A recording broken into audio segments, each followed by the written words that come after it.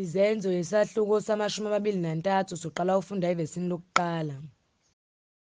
UPawulu wayeseqolozela umphakathi wathi, "Madoda, bazalwane, mina ngihambile phambi kukaNkulunkulu nginonembeza wonke omuhle kuze kube namuhla."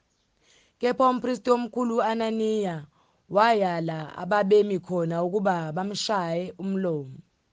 Khona uPawulu wathi kuye, "UNkulunkulu uzakushaya wena ludonga olucakiweyo, uhlalele ukungahlulela ngokomthetho, kodwa ngokuphambene nomthetho uyala ukuba ngishaywe na?"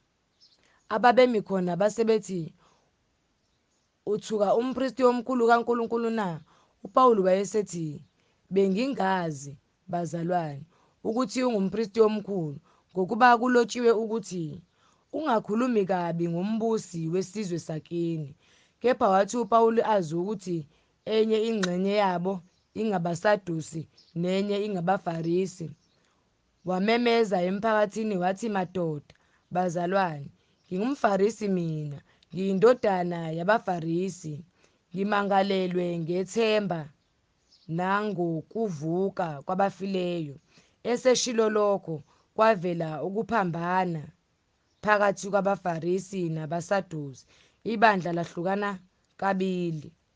Ngokuba abaSadusi bathi akukho ukuvuka kwabafileyo, nangelosi namoya, kepha abaFarisi bavuma kokobili.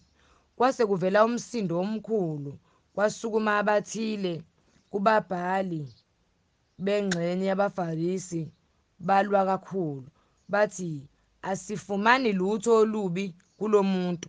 Uma pho kukhulume kuye umoya noma ingelosi." Kwathi sekuvele isiyaluyalu esikhulu, induna yenkulungwane yesaba ukuba uPawulu angadwengulwa yibo. Yayala impi ukuba yehle, imhlwithe phakathi kwabo, imise ekamu. Ngobusuku obulandelayo inkosi yema ngakuye, yathi, "Yima isibindi. Njengalokhu ufakaza ngami eJerusalema, ngokunjalo umelwe ukufakaza naseRoma." Kwathi sekusile abaJuda benza iqeqeba, bazilokothela bethi abayikudla, bangaphuza, bengakambulali uPawulu. Babangaphezu kwama40 ababenza lelo cebo. Bona basebeza kubapristi abakhulu nasemalungeni bathi, "Sizibophe ngesilokothelo sokuthi asiyikuzwa ukudla size simbulale uPawulu. Manje-ke nina kanye nomphakathi yazisani induna yenkulungwane ukuba imehlise kini ngokungathi nizakuhlolisisa indaba yakhe. Thina-ke silungele ukumbulala engakasondeli." Kepha indoda kadadewabo kaPawulu yezwa ngokumqamekela kwabo, yafika yangena ekamu yambikela uPawulu. UPawulu wayesebiza enye induna yekhulu wathi, "Yisa le nsizwa enduneni yenkulungwane ngokuba inento ezakuyibika kuyo." Yayisithatha-ke yayisa enduneni yenkulungwane yathi, "Isiboshwa uPawulu singibizile, sacela ukuba ngilethe le nsizwa kuwe. Inento ezakutshela yona."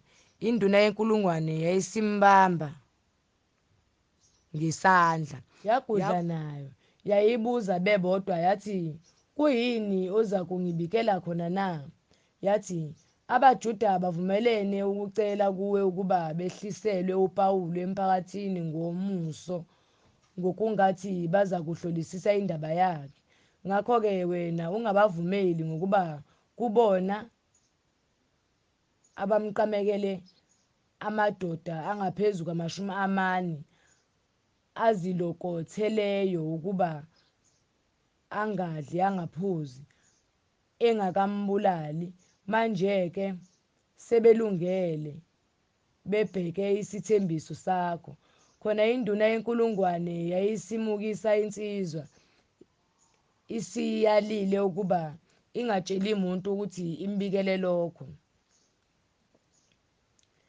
Yayisibiza izinduna zekhulu ezimbili yathi, lungisani amabutho angamashumi 20 alunge ukuya eKesariya ngehora lesithathu lasebusuku, kanye nezinkweli ezingama70 nabemikhonto abangama200, kulungiselwe futhi izilwane, ukuze bakhwelise uPawulu bamise kahle uFeliksi umbusi. Yaloba incwadi yehlelwe kanje: uKlawudiyo Lisiya kuye, uFeliksi umbusi odumileyo, ngiyakubingelela. Le ndoda ibanjwe ngabaJuda ibisiza kubulawa yibo. Ngafika namabutho ngayophula sengizwile ukuba ingumRoma. Ngathi ngifuna ukwazi icala bayimangalela ngalo, ngayehlisela emphakathini wabo. Ngayifumana imangalelwe ngezindaba zomthetho wakubo, kepha olufanele ukufa nokuba ukuboshwa. Sekudaluliwe kimi ukuthi kukhona icebo ngaleyo ndoda, ngase ngiyithumela kuwe masinyane. Ngibayalile nabayimangalelayo ukuba bakhulume ngayo phambi kwakho, khona amabutho ayesemthatha njengokuyalwa kwawo, amisa e-Antipateri ebusuku, kepha ngangomso ashiya izinkweli ukuba zihambe naye, wona abuyela eKami. Lezo sezifikile eKesariya zanika umbusi incwadi, zamisa uPawuli phambi kwakhe. Eseyifundile wambuza ukuthi ungowasiphi isifunda, esezwile ukuthi ungowaseKhilikiya. Wathi, ngiyayizwa kahle indaba yakho. Nxa sebefikile abakumangalelayo, wayala ukuba alondwe enqabeni kaHerodi.